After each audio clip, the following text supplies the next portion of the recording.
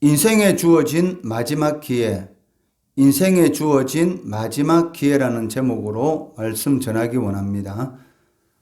오늘 본문 말씀은 안식일에 병자를 고친 일에 대하여 거세게 반발하는 유대인들에게 성부 하나님과의 관계에 근거해서 하나님의 아들로서 예수님 자신의 신적 권위에 대해서 그리고 자신의 사역을 설명하면서 안식일에 일하는 것이 정당하다는 것을 밝히고 있는 내용입니다. 이러한 내용은 인간의 이성만으로는 받아들이기 어려운 신비스러운 내용이기 때문에 예수님께서는 이 짧은 본문에 3번씩이나 내가 진실로 진실로 너희에게 이르노니라는 말씀을 사용하여 선언하고 계십니다. 그 이유는 오늘 본문 말씀 내용을 관가하고서는 결코 구원에 이를 수 없기 때문입니다. 하나님께서는 심판에 관한 일체의 일들을 아들에게 위임하셨다라고 말씀하고 계십니다. 22절에 보시면 아버지께서 아무도 심판하지 아니하시고 심판을 다 아들에게 맡기셨으니라고 말씀하고 계십니다.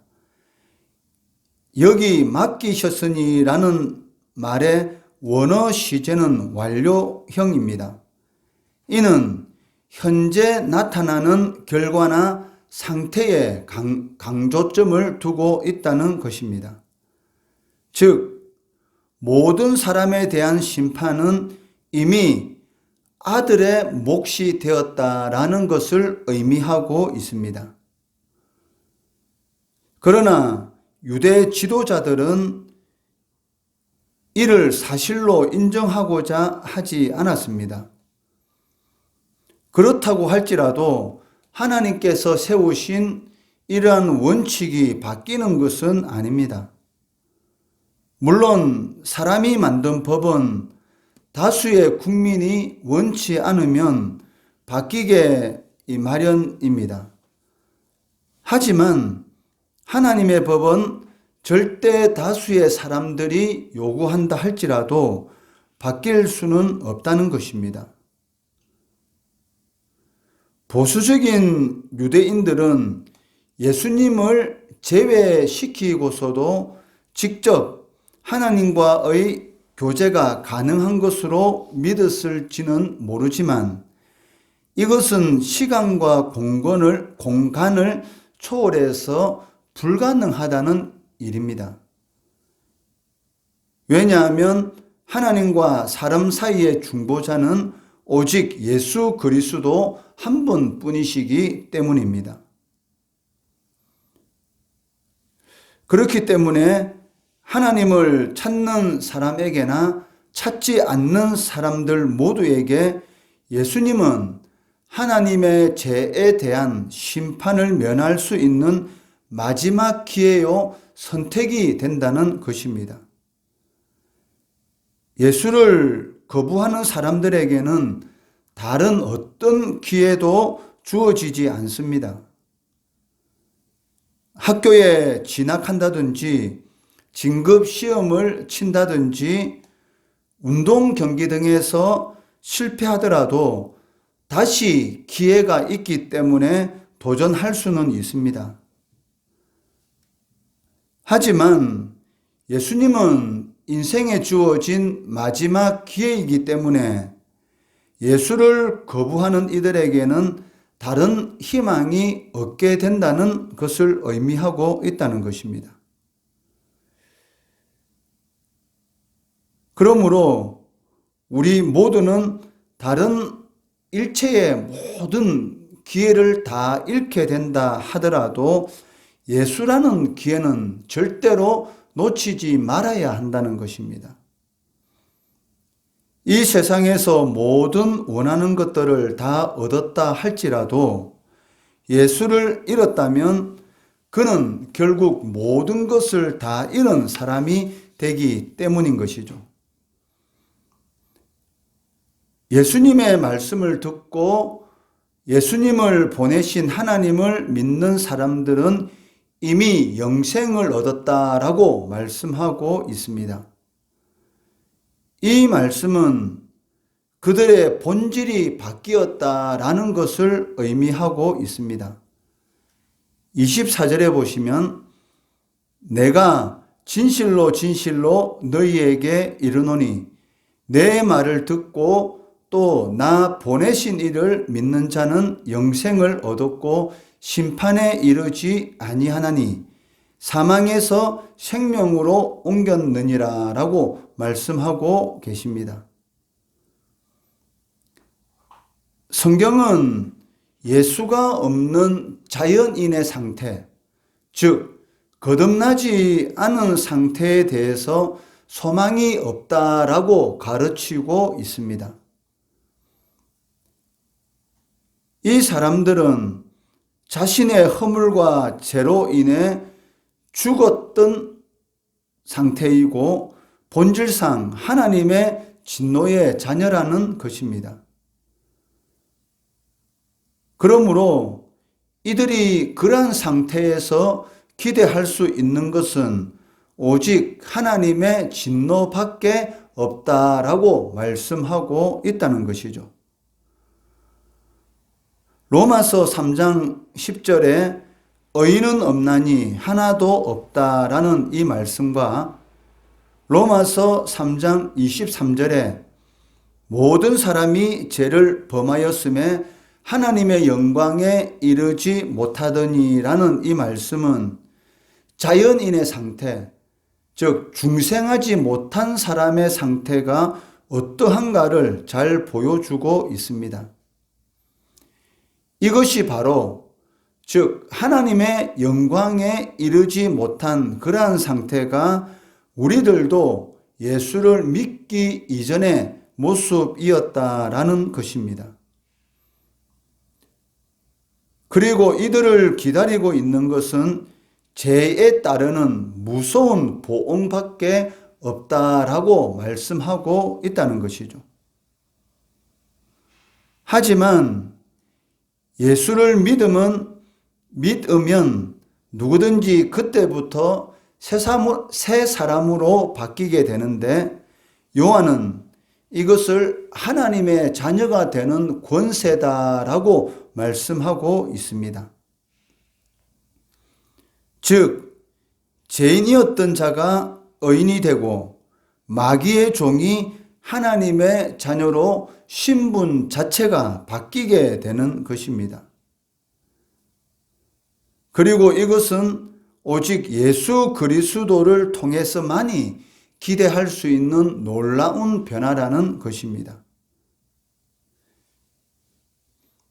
예수를 믿는 우리는 이러한 변화를 경험한 특별한 사람들이다라고 할 수가 있습니다. 그렇기 때문에 이러한 사실을 증거하려면 당연히 변화된 생활이 뒤따라야 한다는 것입니다. 입술의 고백은 바뀌었는데 삶의 방식이라든지 내용에 그의 변화가 없다면 이것은 올바른 신앙의 모습은 아니라는 것입니다. 나무를 알 수 있는 것이 열매이듯이 사람이 어디에 속하였는지를 나타내는 것은 그 사람의 삶의 모습입니다. 그러므로 누구든지 그 생활 속에 하나님을 기쁘시게 하는 열매들이 나타난다면 그 사람은 새 생명, 즉 영생을 소유한 것이 분명하다는 것입니다. 그러나 아무리 많은 사람이 위대하다 칭하는 인물일지라도 하나님을 기쁘시게 하는 열매가 없다면 그는 영생을 얻지 못한다는 것이죠. 어느 사람이 구원을 받았는데도 불구하고 그 사람의 모습 가운데에서 죽음 직전까지도 하나님을 기쁘시게 하는 열매가 나타나지 않는다면, 즉 성화의 모습이 나타나지 않는다면 그 사람은 구원받지 못한 사람이란 것이죠. 물론 구원받은 사람도 이 성화의 모습이 제대로 나타나지 않을 수는 있습니다. 그렇지만 그 사람이 이 거듭난 사람이라면 반드시 이 죽음에 이르기 전에는 이 변화되는 그런 모습이 나타난다는 것이죠. 왜냐하면 죽음과 동시에 이 사람은 이 성화의 완성에 이르는 사람만이 이 구원받은 사람, 즉 거듭난 사람이라고 볼 수가 있기 때문에 구원받았다고 해서 바로 그 사람의 모습이 완전히 이렇게 변하는 그런 모습이 나타나지 않는다 할지라도 그 사람이 구원받은 사람이라면 반드시 죽음 직전에는 성화된 모습이 나타나게 된다는 것입니다. 그런데도 불구하고 성화된 모습을 보이지 않는다. 그렇다면 그 사람은 이 불신자와 같다라고 말을 할 수 있다는 것입니다. 29절에 보시면 세상 끝날에 반드시 일어나게 될 두 가지 부활에 대한 말씀이 나오고 있습니다.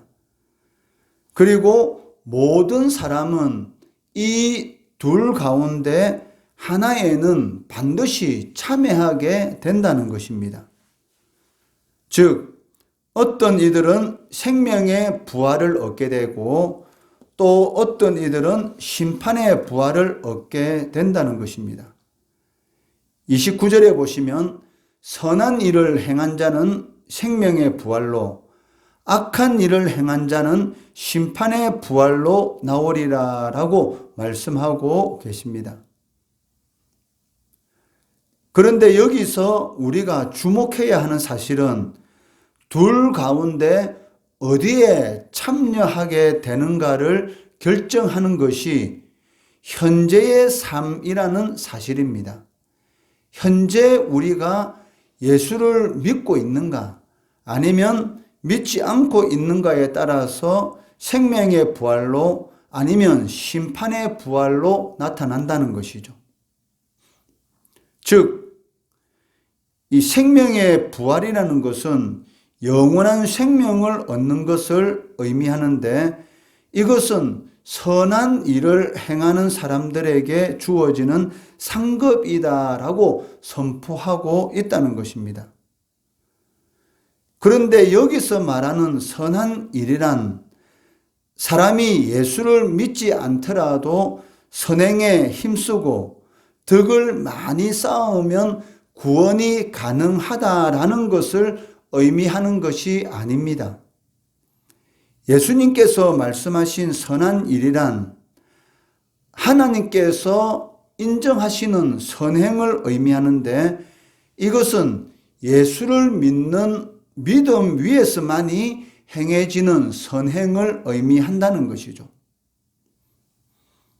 실질적으로 예수를 믿지 않는 사람들 가운데서도 얼마나 많은 선행을 하고 있는지 모릅니다.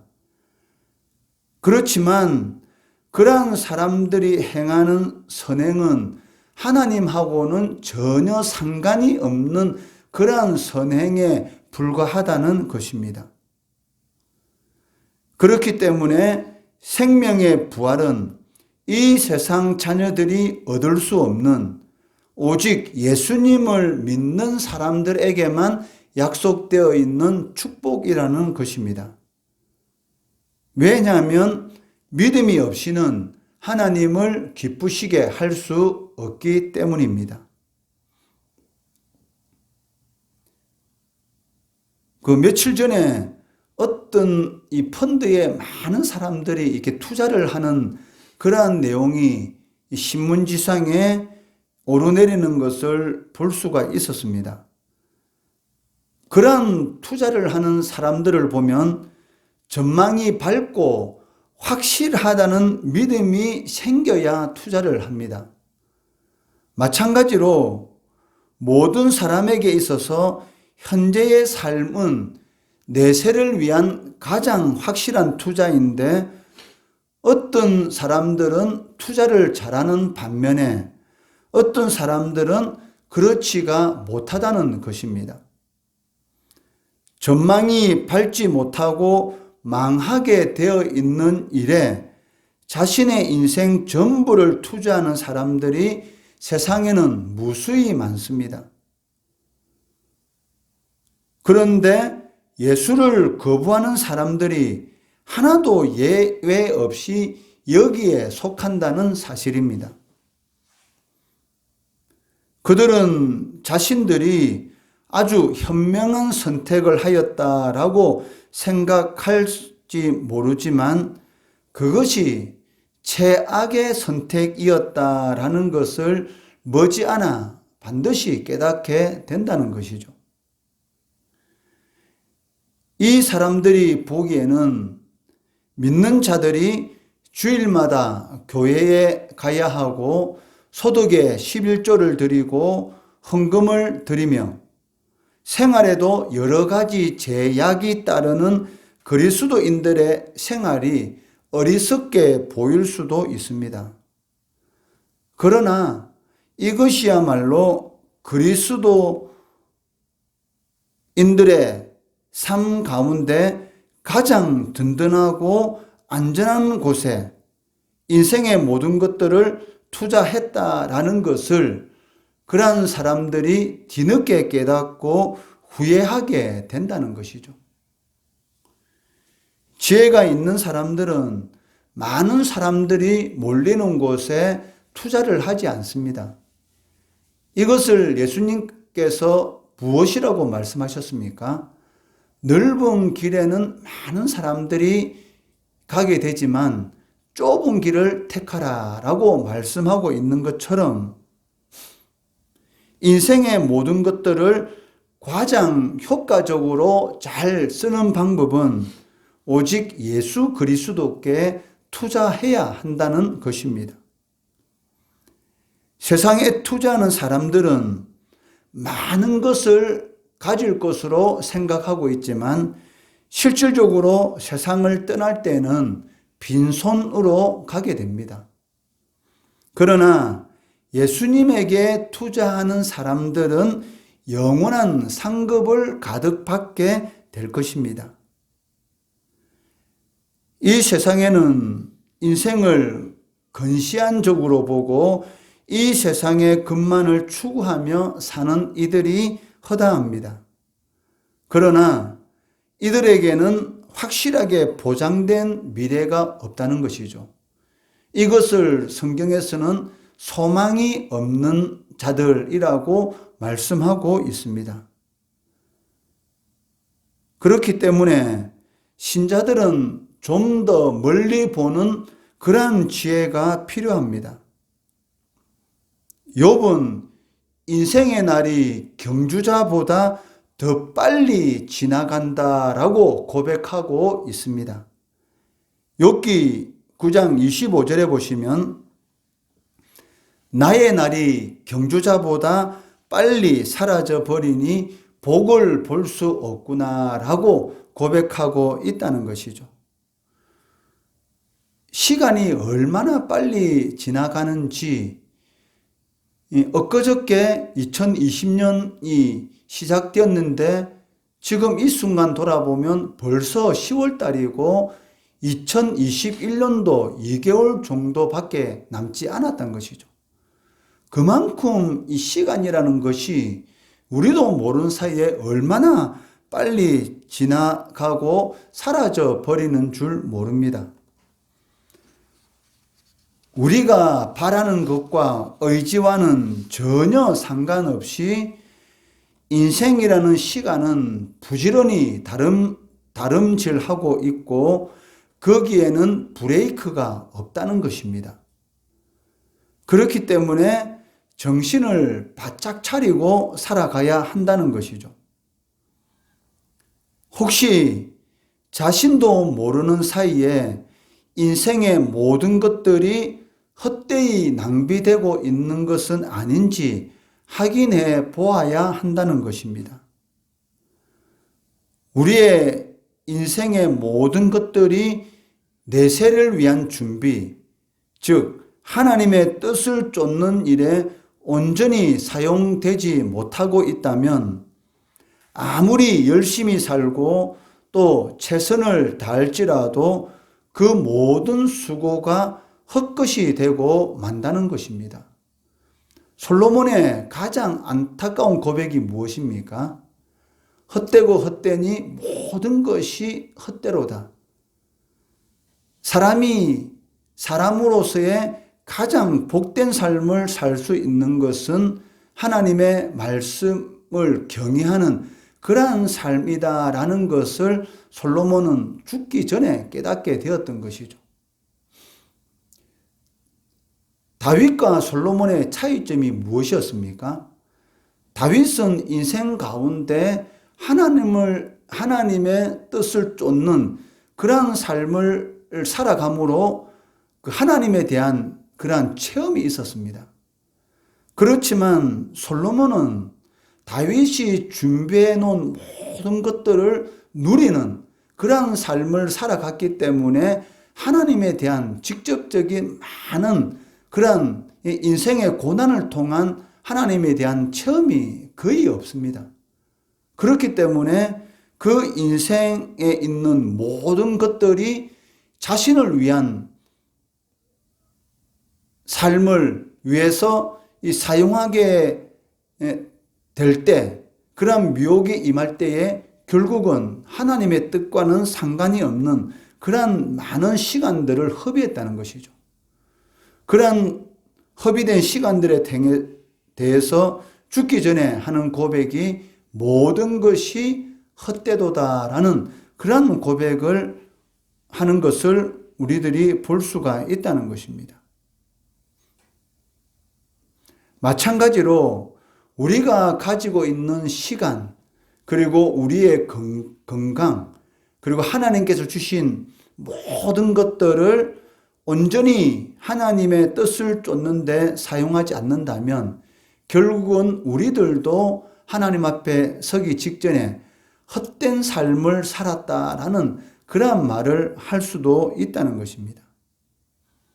그렇기 때문에 우리는 인생의 모든 것들을 예수 그리스도라는 확실한 곳에 투자해야 한다는 것이죠. 그때만이 우리의 미래가 밝은 소망이 있는 그러한 삶으로 만들어 갈 수가 있다는 것입니다. 이러한 삶을 만들어 가시는 성도 되시기를 주의 이름으로 축원합니다.